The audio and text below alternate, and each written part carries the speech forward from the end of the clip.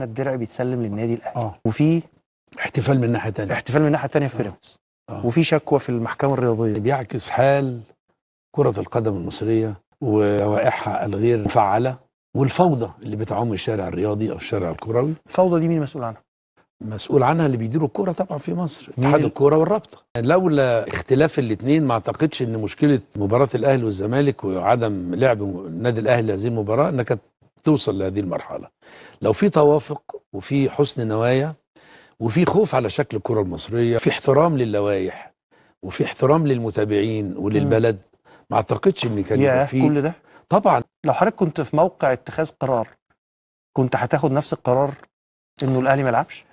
انا ما اعرفش الاهلي ما لعبش ليه، ما عنديش تداعيات، انما يعني لا اكيد عارف يعني الاسباب معلنه. عدم اللعب طبعا، لا انا كطار انا ارفض تماما عدم اللعب. ترفض يعني تماما عدم اللعب؟ طبعا، يعني الاهلي ما يروحش مباراه في جمهورها، دي مساله انا ما اقدرش اعملها، حتى وان كان ده من وجهه نظر الاهلي هو اثبات لحقه واثبات حاله، يعني زي ما بيقولوا. هو بغض النظر عايز اقول الحدث نفسه يعني ما كانش يستدعي تماما عدم الذهاب للمباراه. لو كنت وزيرا للرياضه في اللحظه دي كنت عملت ايه؟ كنت طبقت اللوائح طبعا. انا كنت طبقت اللوائح فورا